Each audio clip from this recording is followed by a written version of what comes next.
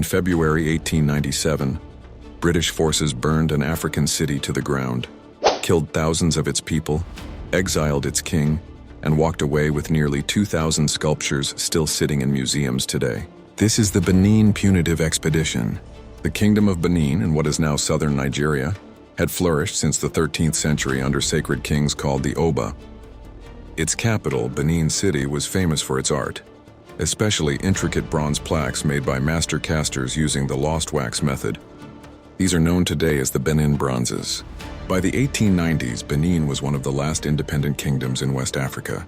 Its Oba, Ovon Ramwen Nogbaisi, tightly controlled trade in palm oil, rubber, and ivory, a major frustration for British traders who wanted access. Historians agree the kingdom's fall was driven mainly by economics, not morality. In 1892, the British pressured Ovon Ramwen into a so-called protection treaty.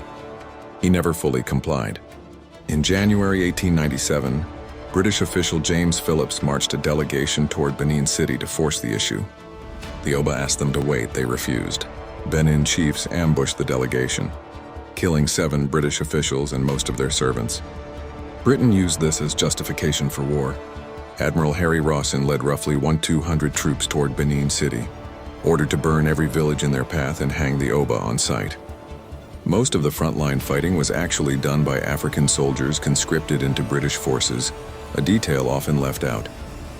Benin's warriors resisted fiercely but were outgunned. After about 9 days, Benin City fell. British troops burned the palaces and sacred shrines. Ovon Ramwen fled, was captured, and exiled to Calabar for life. No reliable casualty count exists for either side. The dead were left where they fell. Then came the looting. British troops seized nearly 2,000 bronze plaques and sculptures from the royal palace. Most were auctioned off to pay for the expedition itself. Others were kept as gifts for officers. The Benin Bronzes scattered into museums across Britain, Germany, and the United States. Major collections still sit in the British Museum and Berlin's Ethnological Museum today. The Kingdom of Benin ceased to exist as an independent state, absorbed into British colonial Nigeria. For over a century, its looted treasures sat in foreign museums, often displayed with little mention of how they got there. Because Nigeria wasn't yet a sovereign nation in 1897, and no international heritage laws existed at the time, there's been no simple legal path to return them. But pressure is growing.